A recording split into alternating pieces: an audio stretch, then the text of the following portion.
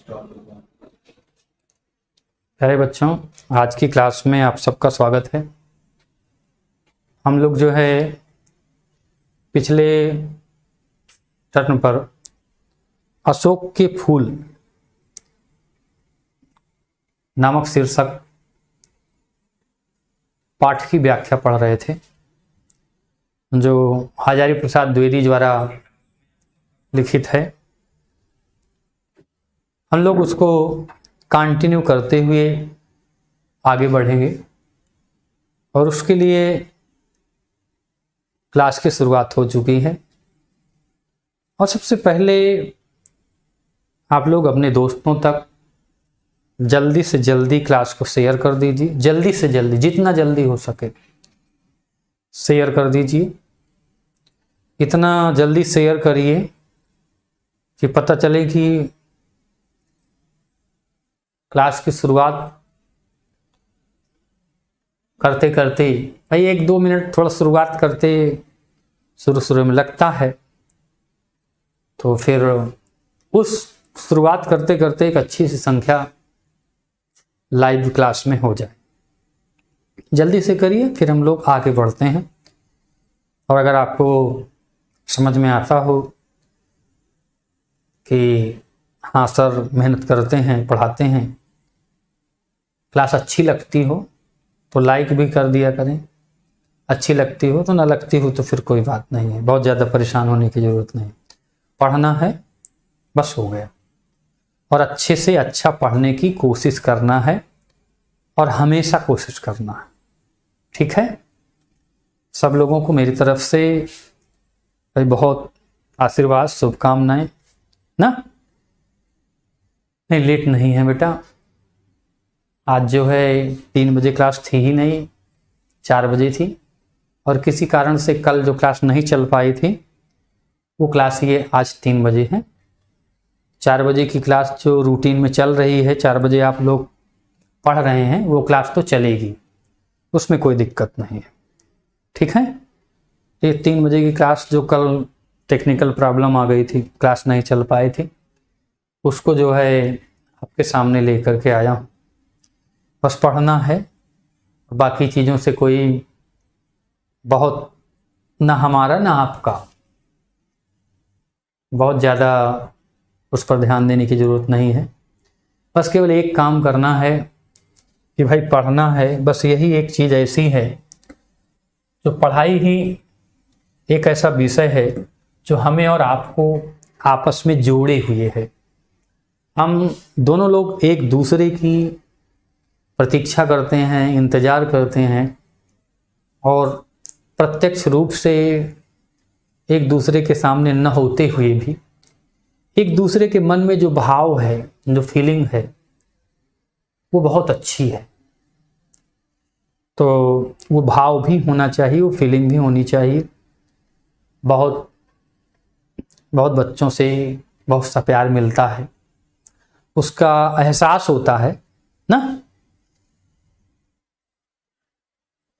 तो उसका भी ध्यान रहना चाहिए।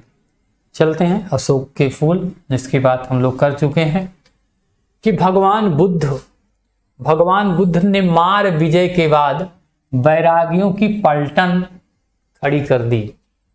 मार विजय का मतलब क्या होता है भाई? मार विजय, ठीक है। अब नमस्कार की कहानी सब खत्म हो गई। अब हम लोग पढ़ते हैं। बस एक बात हम आपको कह रहे हैं कि जो लाइक है, वो जो क्लास की अटेंडेंस है उससे कम है, ये गलत है मेरे समझ से। अगर आप लोगों को सही लगता है तो फिर ठीक है, कोई दिक्कत नहीं, मुझे दिक्कत नहीं है, लेकिन मुझे थोड़ा लगता है कि गलत है।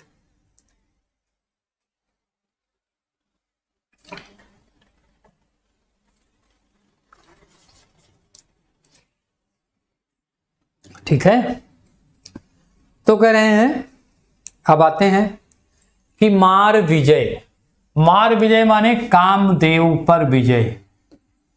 मार भाई कामदेव का नाम है, और विजय का मतलब भाई उन पर विजय प्राप्त कर लेना, अधिकार कर लेना आदि की बात कर रहे हैं। तो भगवान बुद्ध की बात कर रहे हैं कि जब उन्होंने काम पर विजय प्राप्त कर ली, कामदेव पर विजय प्राप्त कर ली। उसके बाद क्या हुआ, जब काम पर विजय प्राप्त, अब एक स्वाभाविक सा गुण है, एक स्वाभाविक सी विशेषता है जी। जब कभी भी हम कहीं पे, जब कभी भी कहीं पर जब हमें थोड़ी सी सफलता मिलती है ना, तो अहंकार का हो जाना स्वाभाविक है। अहंकार का हो जाना स्वाभाविक है, पहली बात। और हमें दूसरी चीज क्या होती है, हमारा मनोबल भी ऊंचा हो जाता है। मनोबल भी ऊंचा हो जाता है, आत्मविश्वास बढ़ जाता है। और जब मनोबल ऊंचा हो जाता है, आत्मविश्वास बढ़ जाता है, तब क्या होता है, तब ये होता है कि हम अपने पराक्रम को, अपनी शक्ति को, अपनी सामर्थ्य को और ज्यादा समझते हैं और ज्यादा करने की कोशिश हमेशा करते हैं। तो इसलिए क्या कर दिया, वैरागियों की। वैरागी का मतलब ये होता है कि जो सांसारिक, जो क्या होता है भाई, सांसारिक माया मोह, माया के बंधन से मुक्त होते हैं। माया के बंधन से मुक्त माने क्या किया भाई, वैराग्य। वैराग्य का मतलब यही होता है कि घर परिवार, बेटा बेटी, समाज, इन सब से जिसका कोई संबंध ना हो, घर परिवार छोड़ दें। तो क्या हो गया भाई, ये भगवान बुद्ध ने बताया क्या करना है कि भाई घर परिवार छोड़ दो। इस प्रकार की एक परंपरा चल गई, इस प्रकार की एक रिवाज चल गया, इस प्रकार की उन्होंने समाज की, इस प्रकार की मानसिक स्थिति की, इस प्रकार के मार्ग को एक प्रशस्त किया, जहां पर बहुत से लोग इनके साथी भी हुए, साथी भी बने। असल में मार मदन का ही नामांतर है। मदन माने भी कामदेव होता है, चाहे आप मदन कहिए, चाहे मार कहिए, चाहे कामदेव कहिए, इसमें कोई बहुत बड़ी फर्क की बात नहीं है। तो कह रहे हैं कैसा मधुर और मोहक साहित्य उन्होंने दिया। क्या दिया भाई, कैसा मधुर। मधुर माने क्या होता है, मीठा, अच्छा लगने वाला, प्रिय लगने वाला। मोहक माने मनमोहक। जिस साहित्य को पढ़ करके, सुन करके, देख करके, या जिसकी अनुभूति करके, अनुभूति का मतलब बेटा रसानुभूति। अनुभूति का मतलब क्या, रसानुभूति। और रसानुभूति का मतलब उसको पढ़ करके जो आनंद निकलता है, आनंद की प्राप्ति होती है, उसकी बात कर रहे हैं। तो कह रहे हैं मनमोहक साहित्य उन्होंने दिया, अर्थात उस साहित्य को जिसने पढ़ा, उस साहित्य को पढ़ करके उसका मन जो है उस पर आनंदित हो गया, खुश हो गया, प्रसन्न हो गया। फिर क्या कर रहे हैं, पर न जाने कब यक्षों के वज्रपाणि नामक देवता इस वैराग्य प्रवण धर्म में घुसे और बोधिसत्वों के शिरोमणि बन गए। फिर वज्रयान का अपूर्व धर्म मार्ग प्रचलित हुआ। त्रिरत्नों में मदन देवता ने आसन पाया। क्या कहते हैं भाई, एक तो वैराग्य की प्रवृत्ति का उदय होना, वैराग्य को स्वीकार करना और वैराग्य पर चल करके अपने जीवन को संयमित करना, अपने लक्ष्य को प्राप्त करना, ये तो चल रहा था, ये सामान्य रूप से चल रहा था। लेकिन फिर दिशा बदल गई। पर न जाने कब यक्षों के वज्रपाणि का मतलब इंद्र, जिनके हाथों में क्या है भाई, वज्र है, उनको कहते हैं वज्रपाणि। पाणि माने हाथ, वज्र माने वज्र, और वज्र जो है इंद्र का अस्त्र है। जैसे शिक्षकों का अस्त्र क्या होता है जानते हैं, टीचरों का अस्त्र क्या होता है ना। अच्छा, अस्त्र और शस्त्र जानते हैं, अस्त्र क्या होता है और शस्त्र क्या होता है। अस्त्र और शस्त्र में क्या अंतर जानते हैं, बताइए, जल्दी बताइए। अस्त्र और शस्त्र बताइए, जल्दी से बताइए। अस्त्र वो होता है बेटा, बता रहे हैं बेटा, कुछ ऐप में काम चल रहा है, ऐप में जानते हो ना, कुछ उसमें हमेशा होता रहता है। तो इस कारण से उसकी क्लास 2 दिन से डिस्टर्ब चल रही है, क्योंकि उसमें कुछ नया किया जा रहा है, कुछ नया किया जा रहा है। आपको और अच्छी सुविधाएं जिससे मिलेंगी, तो उस तरह से होता रहता है ना। ऐप अपडेट होते रहते हैं। आप लोग जब हैं तो ऐप अपडेट होते हैं कि नहीं होते हैं? कोई भी ऐप जब अपडेट होता है तो उसमें क्या करना होता है, तो जो ऐप होता है उसको अपडेट करने के लिए एक टीम काम करती है, तो उस समय वो ऐप काम नहीं करता है। फिर आपके जब मोबाइल में ऐप अपडेट हो जाता है और जब आप मोबाइल में उस ऐप को अपडेट नहीं करते हैं, माने उसका नया वर्जन नहीं लाते हैं, तो वो नहीं चलता है, ब्लॉक हो जाता है। यही से मतलब होता है। हाँ, शस्त्र और अस्त्र। देखो, शस्त्र और अस्त्र का मतलब ये होता है, बेटा ध्यान से देखेंगे कि शस्त्र का मतलब होता है जिसको हम फेंक करके चलाते हैं। शस्त्र का मतलब जिसको फेंक करके चलाते हैं और जिसको पकड़ करके चलाते हैं। जैसे गदा है तो गदा हाथ में ले रहेंगे, तलवार हाथ में ले रहेंगे, और जब उसी गदा को फेंक करके चलाएंगे तो क्या हो जाएगा? शस्त्र हो जाएगा। अस्त्र, अस्त्र का मतलब हाथ में लेकर के, ठीक है। जब तक हाथ में है तब तक वो क्या है? अस्त्र है, और जब उसको छोड़ दिया गया, हवा में फेंक दिया गया, तो शस्त्र हो जाता है।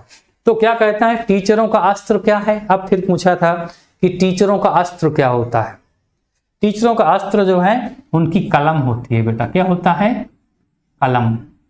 उनकी जो पेन होती है ना वो खतरनाक होती है। कहीं भी रेड लाइन खींच दिया, पता चला दिन भर नोट्स बनाया, रात भर नोट्स बनाया और सर के सामने ले गए और सर ने क्या किया, बस ऐसे लाइन खींच के ऐसे गोला मार दिया, काम खत्म। लो, अब क्या होता है? कैसे मन में फील होता है? मन में फील होता है कि बताओ, रात भर बनाया, इतना मेहनत किया और इन्होंने बस एक गोला मार दिया, काम खत्म ना। फिर कहते हैं आगे, तो कह रहे हैं इन्होंने क्या किया भाई कि वज्रपाणि नामक देवता इस वैराग्य प्रवण धर्म में घुसे। वैराग्य प्रवण क्या कहते हैं? जहां पर वैराग्य में चतुर लोग थे, अर्थात संसार को छोड़ करके जो वैराग्य की ओर चले गए हैं, उसमें जो प्रवीण हैं, होशियार हैं, उनकी बात कर रहे हैं। वो लोग जब घुसे तब क्या हो गया, इस धर्म में जब आए तो बोधिसत्व माने बौद्ध धर्म के अनुयायियों, धर्म गुरुओं क्या कर दिया कि शिरोमणि बन गए, माने श्रेष्ठ हो गए। फिर वज्रयान, फिर उनकी 2 शाखाएं हुई ना, वज्रयान हीनयान बौद्ध धर्म की। तो उस वज्रयान और हीनयान में क्या हो गया, ये धर्म प्रचलित हुआ। और त्रिरत्नों में मदन देवता, त्रिरत्नों माने कामदेव की बात करें, मदन देव की मतलब कामदेव की बात कर रहे हैं। तो क्या कर दिया भाई, क्या कहा है, आसन पाया, माने उनकी भी मान्यता दी गई, उनका भी सम्मान हुआ। आप कह रहे हैं कि वह एक अजीब आंधी थी। क्या की थी भाई? एक अजीब आंधी थी। अजीब का मतलब असहज, जिस पर विश्वास नहीं किया जा सकता है, जो आश्चर्यचकित करने वाली है, इसमें बौद्ध बह गए। माने जब आंधी चली, किसकी आंधी चली भाई? किसकी आंधी चली? कामदेव की आंधी चली, भावनाओं की आंधी चली। तो क्या हो गया, सारे बौद्धों के सिद्धांत, आदर्श और उनका जो है संयम, वो क्या हो गया, समाप्त हो गया। फिर क्या हो गए, शैव बह गए, माने शिव के उपासक जो है वो शाक्त बह गए। शाक्त माने जो शक्ति के उपासक हैं। उन दिनों क्या फिर नियम बना भाई, श्री सुंदरी साधन तत्पराणाम योगश्च भोगश्च करश्च एव। क्या कहें, इसकी महिमा प्रतिष्ठित हुई। इसका अर्थ हिंदी में लिखा है कि श्री सुंदरी साधन तत्परा, क्या कर रहे, स्त्रियों की साधना में आना, स्त्रियों का बौद्ध धर्म में आना, ये क्या हो गया भाई, बौद्ध धर्म के पतन का कारण हो गया। योग और भोग क्या हो गया, योग और भोग दोनों के साधन के रूप में उपस्थित हुए। काव्य और शिल्प के मोहक अशोक के अभिचार में सहायता दी। क्या कर दिया भाई, अभिचार, काव्य और मोहक, शिल्प और काव्य शिल्प के, काव्य शिल्प, शिल्प माने रचना, शिल्प माने काव्य निर्माण में, काव्य निर्माण में ऐसी मनमोहक प्रस्तुति देखने को मिलती है। काव्य निर्माण में ऐसी मनमोहक प्रस्तुति देखने को मिलती है। इस प्रकार की इस प्रकार की सहृदयता का संचार हुआ। मैं अचरज से उन योग और भोग की मिलन लीला को देख रहा हूं। योग का मतलब योगा चित्रवृत्ति नियोधा, और भोग का मतलब उपभोग, दोनों का सम्मिलन। क्या कर दिया?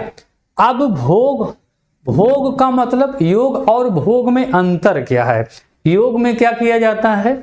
योग में इंद्रियों को नियंत्रित किया जाता है और भोग के लिए इंद्रियों को स्वतंत्र किया जाता है कि चलो भाई, जो खाने की इच्छा हो खा लो, जो देखने की इच्छा हो देख लो, जो बोलने की इच्छा हो बोल लो, जैसा आचरण करने की इच्छा हो कर लो। ये भोग है। और योग का मतलब क्या है? समस्त इंद्रियों को नियंत्रित करना। तो योग और भोग में बिल्कुल जमीन आसमान का अंतर है, बहुत बड़ा अंतर, छोटा मोटा अंतर नहीं है। किसी चीज को क्या है, जैसे क्या कहते हैं कि योग का मतलब इंद्रियों पर नियंत्रण करना। इंद्रियां कितनी होती हैं भाई?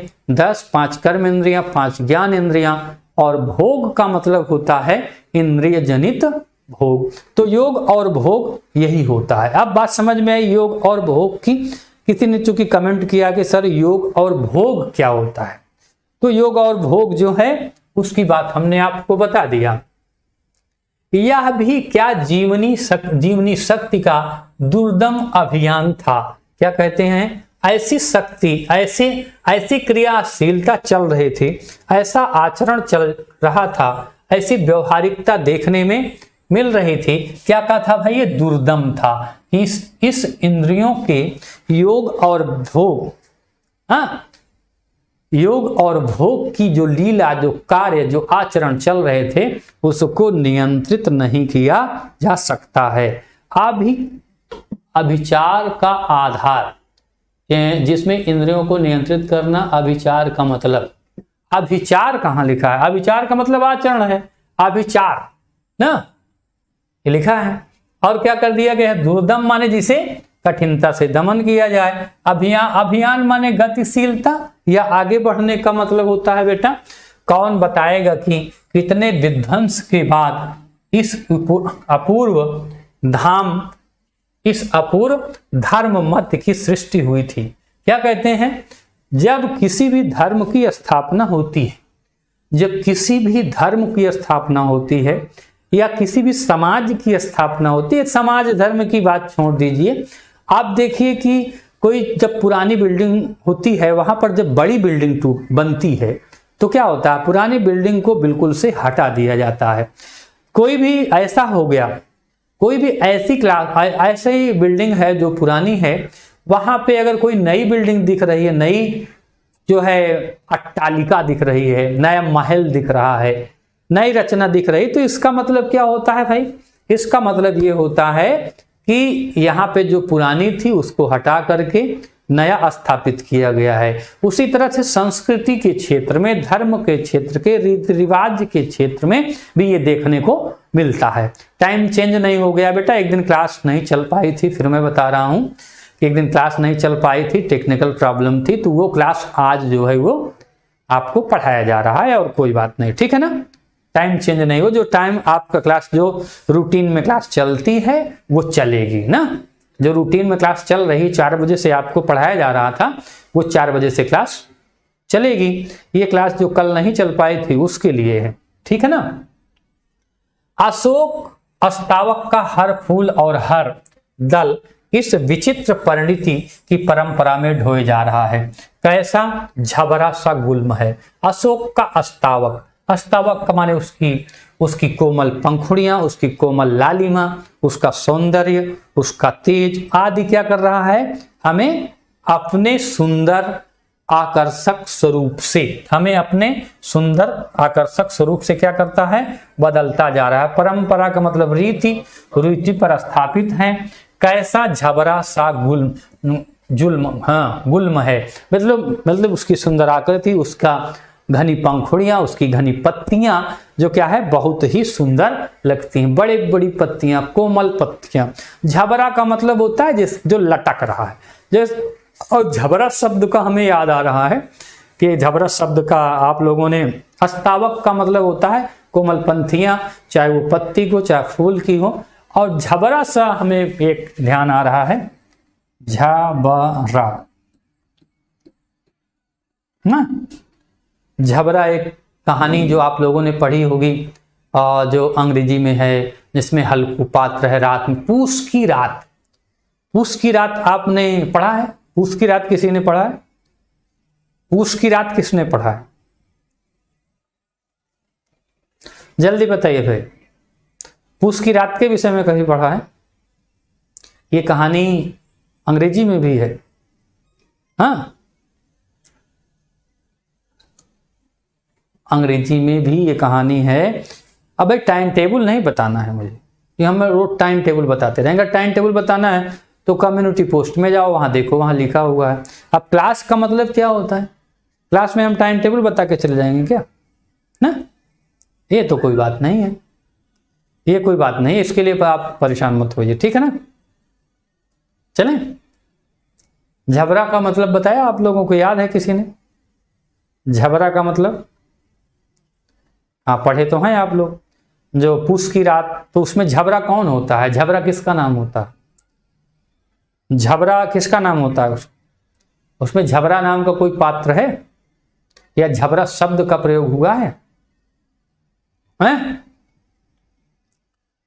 झबरा किसके लिए प्रयोग हुआ? जब वो ठंडी पड़ती रहती है, कांपता रहता है, आग जलती रहती है, तो झबरा कौन है उसमें? झबरा रात में बगीचे में लेटा रहता है ना, खेत में काम के कृषि कार्य से चला जाता है। तो किसने पढ़ा है उसमें? झबरा किसका नाम है? वो शब्द मुझे याद आ गया कि झबरा शब्द का वहां प्रयोग किया गया।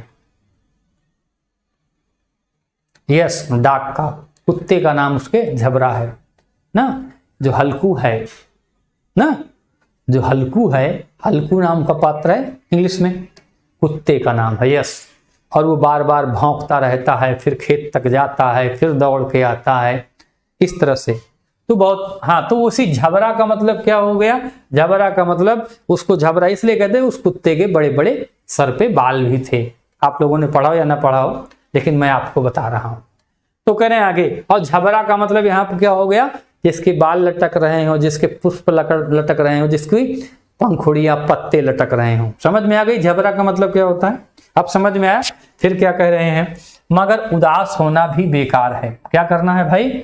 उदास होना, माने जो हमारी उदासी का भाव है वो अच्छा नहीं है, हमें उदास नहीं होना चाहिए। अशोक आज भी उसी मौज में है, वह अपने उसी सौंदर्य को प्राप्त है, उसी श्रेष्ठता को प्राप्त है, उसका आज भी उतना ही गौरव है जिसमें आज से 2000 वर्ष पहले था। 2000 पहले की जो स्थिति थी, आज भी उसी तरीके से उसका मान सम्मान और इज्जत है। कहीं भी तो कुछ नहीं बिगड़ा है, कहीं भी उसका अस्तित्व कम नहीं हुआ है, उसकी भूमिका कम नहीं हुई है, कुछ भी तो नहीं बदला। बदली है मनुष्य की मनोवृत्ति, वह उसी तरह से है, उसका गौरव उसी तरह से है। लेकिन अच्छा बता रहे हैं, तो कह रहे हैं कि उसकी मनोवृत्ति बदल गई, समय के अनुसार उसकी सोच बदल गई है। झबरा सा गुल लिखा ना, तो जब झबरा हो जाएगा, जो तमाम इकट्ठे हो, जब पत्तियां एक जगह इकट्ठा हो जाती है ना, जब पत्तियां या फूल जब इकट्ठा होता है, जिनका समूह होता है। अब बात समझ में आ गई कि नहीं समझ में आ गई? गुल का मतलब समझ में आया? पत्तियों का समूह, पुष्पों का समूह, बालों का समूह। अगर झबरा की बात करते हैं तो बालों का समूह, झबरा माने कुत्ते की बात करते हैं तो बालों का समूह, और जब वृक्ष की तरफ बात करते हैं तो पंखुड़ियों का, पुष्पों का और पत्तियों का समूह। समझ में आया आप गुल्म का मतलब? ठीक है ना? समझ गए कि नहीं समझे? बताओ भाई, जल्दी से बता दो, जल्दी से बता दो, फिर चलते हैं। अभी इसीलिए मैंने डाक की उसकी बात की थी, और वहां पे लिखा हुआ है कि अपने बालों को वो लहराता हुआ, भागता हुआ ना, लिखा है कि नहीं लिखा है? पढ़ा है कि नहीं आपने?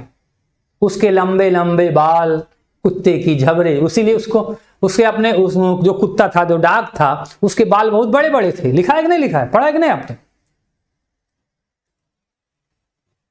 हाँ, पढ़े कि नहीं पढ़े? हाँ अरे क्या हो जाएगा, पढ़ा है कि नहीं पढ़ा है? तो बाल उसके बहुत जो लटक रहे थे वहां पे लिखा है, सीधे से लिखा है, कोई दिक्कत नहीं होनी चाहिए। अगर दिक्कत हो गई तो फिर कोई क्या मतलब है पढ़ाने का? दिक्कत तो होनी ही नहीं चाहिए। दिक्कत हो गई तो फिर पढ़ाने की कोई जरूरत नहीं है, और पढ़ाने से फिर मतलब ही क्या है? हाँ, कदे पेन ऐसी है जिसकी रिफिल नहीं चलती है, पेन ऐसी जिसकी रिफिल नहीं चलती, तो ऐसी पेन रखने से क्या मतलब है भाई? उसके बढ़िया तो उसको फेंक दो। बिल्कुल सही सी बात है।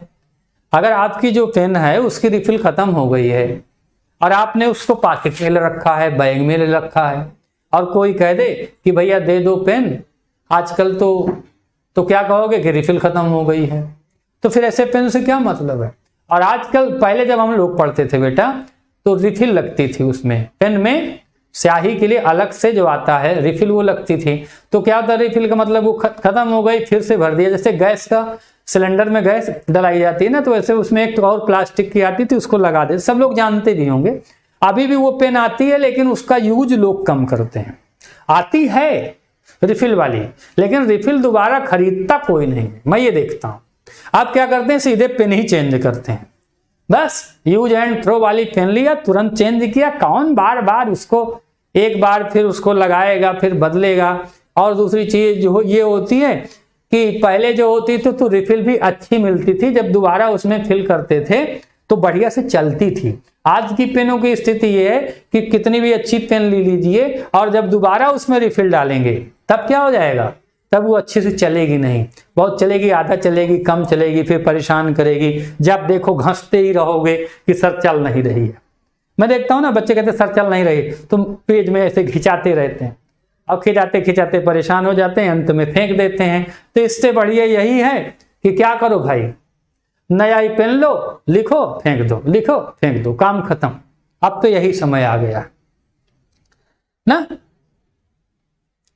तो क्या कह रहे हैं कि यदि बदले बिना वह आगे बढ़ सकती तो शायद वह भी नहीं बदलती। क्या कहते हैं कि भाई परिवर्तन प्रकृति का नियम है। यहाँ यह चीज मैं बार बार बताता हूं कि अगर उसके अंदर ये होता कि वो आगे बढ़ जाए और उसी रूप में आगे बढ़ जाए, हाँ, अगर उसी रूप में आगे बढ़ जाए तो परिवर्तन की क्या जरूरत है। लेकिन आगे बढ़ना है, आगे बढ़ना है तो परिवर्तन को स्वीकार करना होगा।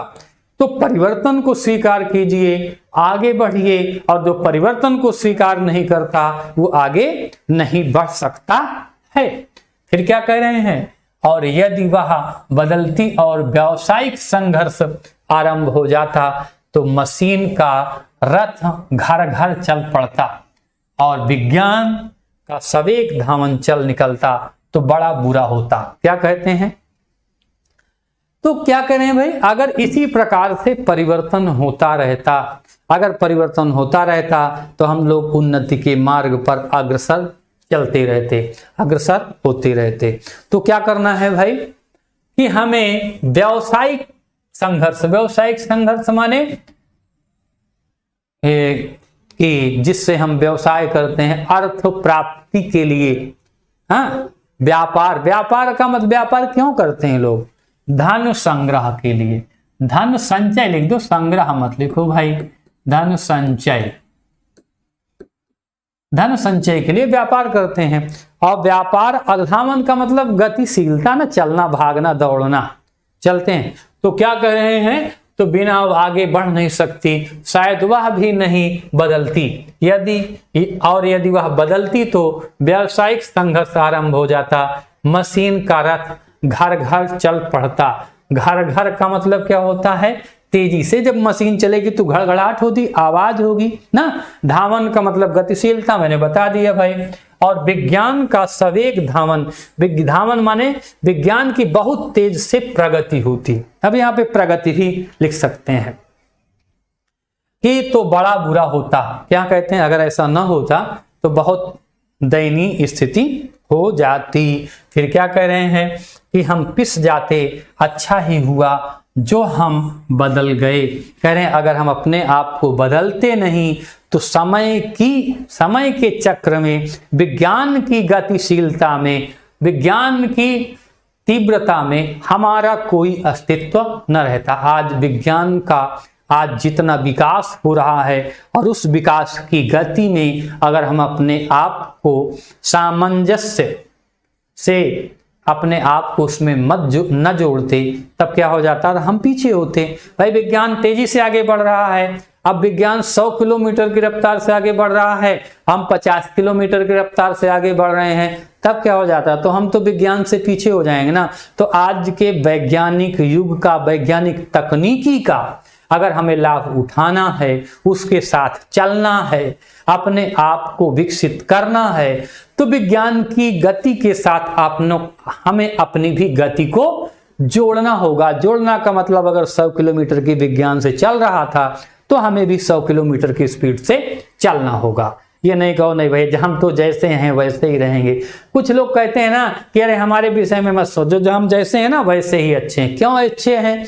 क्योंकि वो समय की गतिशीलता को, विज्ञान की प्रगति को, विज्ञान की गति को वो क्या करते हैं, नजरअंदाज करते हैं, उसके साथ आगे बढ़ने के लिए तैयार नहीं हैं, उसकी गति से अपनी गति को, अपने विकास की गति को जोड़ना नहीं चाहते हैं।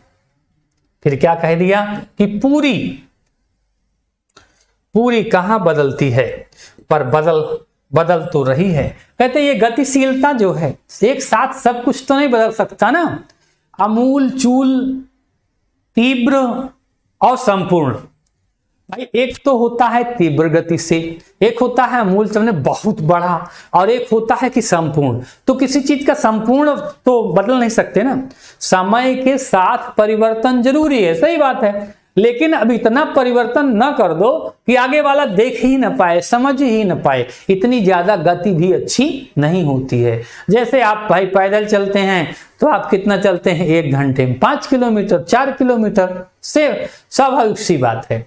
अब अगर आप साइकिल से चलते हैं तो 12 किलोमीटर, अब मोटरसाइकिल से चलते हैं तो 40 किलोमीटर, और अगर आप ट्रेन से चलते हैं तो भैया 60 किलोमीटर, उससे आगे चलना है तो फिर एरोप्लेन है। अगर आपको गति को बदलना है, तो आपको संसाधन बदलने होंगे, और जितने अच्छे संसाधन होंगे, जितना अच्छा आपका परिश्रम होगा, जितना अच्छा आपका संसाधन का मतलब यहाँ परिश्रम से है, संसाधन का मतलब यहाँ पे क्या है, अपनी सोच से है। संसाधन का मतलब अपनी ऊर्जा की खपत से है, अपनी ऊर्जा के लगाने से है। भाई कभी हम 1 घंटा पढ़ते थे, फिर 4 घंटा पढ़ने लगे, फिर 8 घंटा पढ़ने लगे। तो जितना टाइम देंगे ना, जितनी आप शक्ति लगाएंगे ना, जितना आप रुपया खर्च करेंगे ना, उतना ही आपकी गतिशीलता बढ़ेगी। समझ में आ रहा है ना?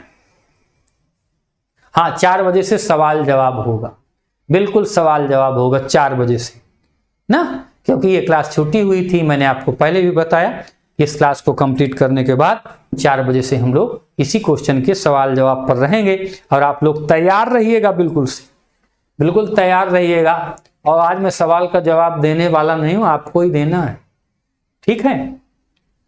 अशोक का फूल तो उसी मस्ती में हंस रहा है। अशोक का जो फूल है वो अपने उसी गौरव पर स्थित है, उसके मान सम्मान में, इसके मान सम्मान में किसी तरह की कोई प्रॉब्लम नहीं आई है। पुराने चित्त से इसको देखने वाला उदास होता है।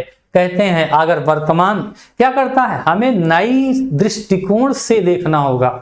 अशोक के फूल को नए दृष्टिकोण से देखना होगा। यदि हम पुरानी दृष्टिकोण से देखते रहेंगे तो उसके नए कलेवर को, नए स्वरूप को कभी भी हम समझ नहीं सकते हैं, ठीक है। अब अगर आपको कुछ पूछना हो तो पूछिए, नहीं तो फिर हम आगे बढ़ते हैं। जल्दी करिए, जल्दी से बताइए भाई। अगर आप लोगों को कहीं पर कोई प्रॉब्लम हो रही है, कुछ पूछना है तो पूछिए।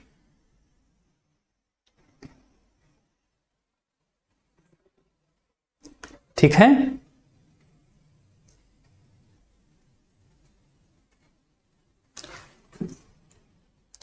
ये तो आप लोग अपने से ही समझ सकते हैं कि कौन सा चैप्टर कब चलेगा, क्योंकि रूटीन से ही चलेगा। एक चैप्टर के बाद फिर अगला चैप्टर, फिर अगला चैप्टर, फिर अगला चैप्टर।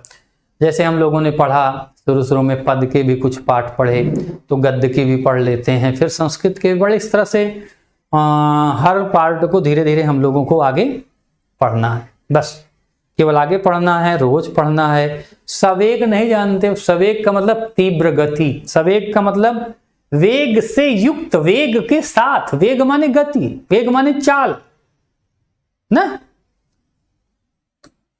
माने जोर से जल्दी से आगे हम लोग बढ़ रहे हैं ना। शिवम जी सवेग नहीं जानते हैं, हा? शिवम जी सवेग नहीं जानते हैं। हा? अच्छा ज्ञानेंद्र आ गए, यही सवेग आप भी पूछ रहे हैं। सवेग का मतलब तीव्र गति से, ठीक है। सवेग माने तीव्र गति, सा माने साथ, वेग माने गति, तो तीव्र गति के साथ माने जल्दी जल्दी आप चलते हैं। वह अपने को पंडित समझता है। पंडित का मतलब क्या होता है भाई? पंडित का मतलब विद्वान, और समझता है माने मानता है। क्या कर रहा है भाई? तो क्या कर दिया भाई? किस सवेग हमन, और वो अपने आप को विद्वान समझता है।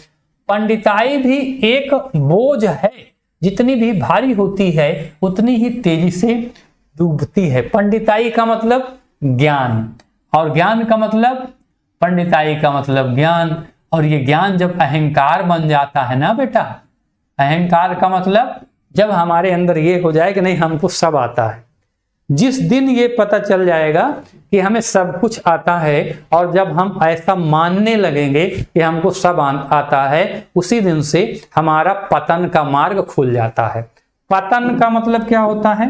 पतन का मतलब गतिशीलता, पतन का मतलब पतन का मतलब नीचे गिरना, अधोगति। अधोगति का मतलब, अधोगति का मतलब क्या होता है? पतन, और अधोगति का मतलब पतन, और पतन का मतलब अधोगति। माने दोनों का मतलब क्या होता है कि स्तर गिरना, स्टेटस गिरना, चाहे चारित्रिक हो, चाहे कार्य का हो, चाहे ज्ञान का हो, चाहे विज्ञान का हो, किसी का भी हो, हर क्षेत्र में अवनति।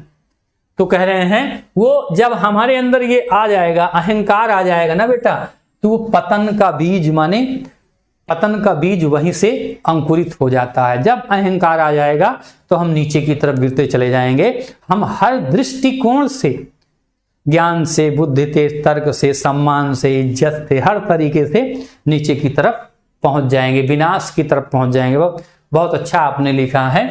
तो कह रहे हैं जब वह जीवन का अंग बन जाती है तो सहज हो जाती है, लेकिन जब वह ज्ञान, वही ज्ञान क्या होता है? हमारे जीवन में आ जाए। अर्थात पंडिताई का मतलब ज्ञान बेटा, पंडिताई का मतलब ज्ञान।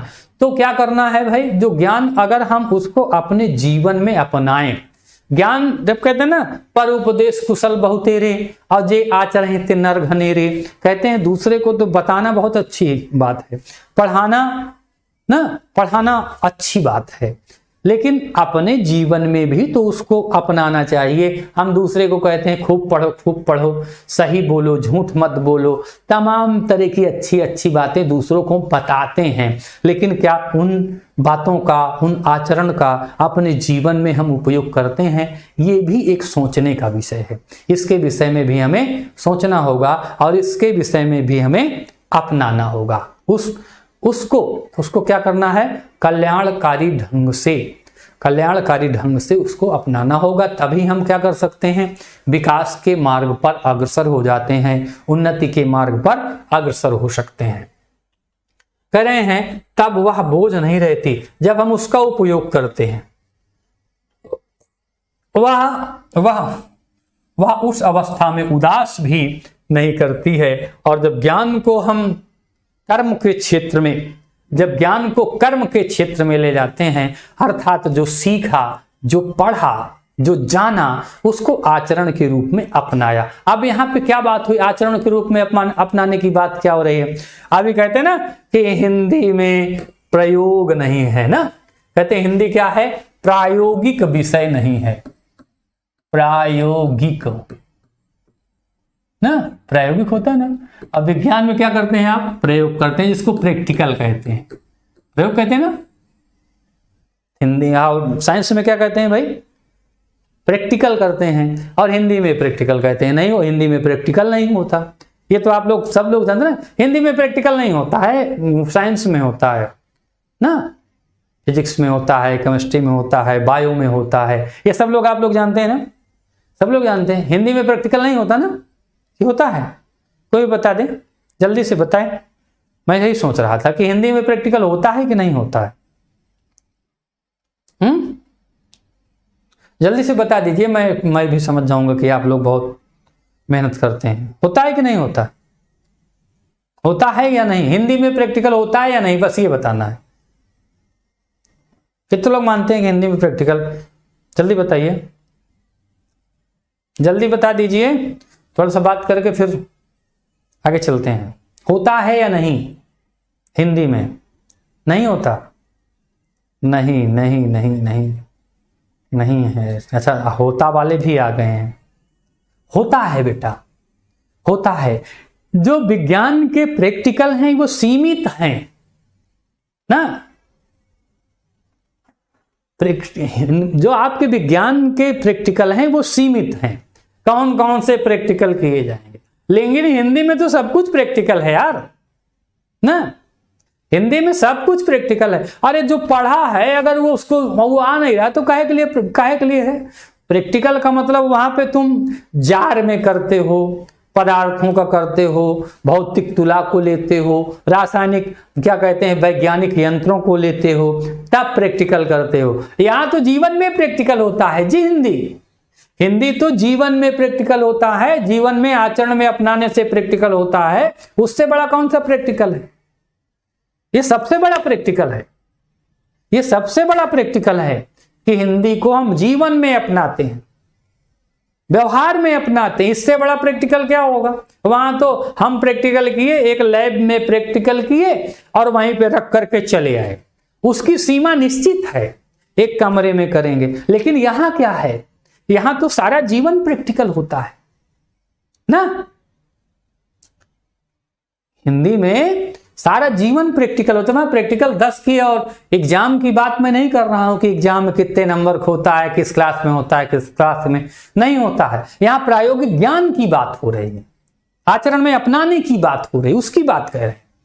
तो कह रहे हैं इसको कह रहे हैं सहज हो जाती है, तब वह बोझ नहीं रहती, वह उस अवस्था में उदास भी नहीं रह सकती। अशोक का कुछ भी तो नहीं बिगड़ा, कितनी मस्ती में झूम रहा है। कालिदास इसका रस ले सके थे अपने ढंग से, मैं भी ले सकता हूं अपने ढंग से। उदास होना बेकार है। कालिदास ने भी अशोक के महत्व को समझा अपने साहित्य में। अच्छा, अब प्रश्न समझ में आया है, वेरी गुड मौर्य जी। इतनी देर में प्रश्न समझ में आता है, इतनी देर में प्रश्न समझ में आया। अच्छा, उत्तर समझ में आया कि नहीं समझ, पहले ये बताइए। उत्तर तो समझ में आया, प्रश्न चलो ना समझ में आया, उत्तर तो समझ में आया ना। जब उत्तर समझ में आ गया तो प्रश्न भी समझ में आ जाए, ठीक है ना। तो यहां पे कह रहे हैं कि कालिदास ने अशोक के फूल का जो जो सम्मान किया ना, क्या कर रहे हैं कि अशोक के पुष्प का कालिदास ने जो सम्मान किया वो क्या है, अपने आप में अनुपम है, अपने आप में श्रेष्ठ है, अपने आप में महान है। उनकी समझ में आ गया बेटा, वेरी गुड, बहुत अच्छा। अगर और किसी को कुछ पूछना हो तो पूछ लो, वरना क्लास खत्म हो रही है। अगर किसी को कुछ पूछना है तो, अगर किसी को कहीं पे कुछ पूछना है तो पूछ लीजिए, ठीक है। गोविंद भाई कुछ पूछना है, कुछ पूछना है, जल्दी से पूछिए। कुछ पूछना है तो पूछ लीजिए ना, नहीं तो फिर पूछ में बड़ी ताकत होती है, लंका जला देगी पूंछ, समझ लो। अगर पूछना है तो पूछ लें, नहीं तो सब कुल भस्म कर देगी, कुछ बचेगा नहीं। ठीक है ना। चलें फिर खत्म करें क्लास, अगली क्लास में मिलते हैं। ठीक है, ओके। आप लोग इसी तरह से पढ़ते रहिए भाई, लाइक करते रहिए, शेयर करते रहिए ना, कमेंट करते रहिए। और जब क्लास के बाद भी कभी आप क्लास पढ़ें तो वहां कमेंट लिख दिया करो यार। कमेंट लिख दोगे ना, पता चलेगा कौन कितना पढ़ रहा है, कौन रिवीजन कर रहा है। ठीक है ना। ठीक है, ओके भैया। आज की क्लास के लिए आप सबको बहुत बहुत धन्यवाद। इसी तरह से पढ़ते रहिए, बढ़ते रहिए, बताते रहिए। ठीक है, ओके।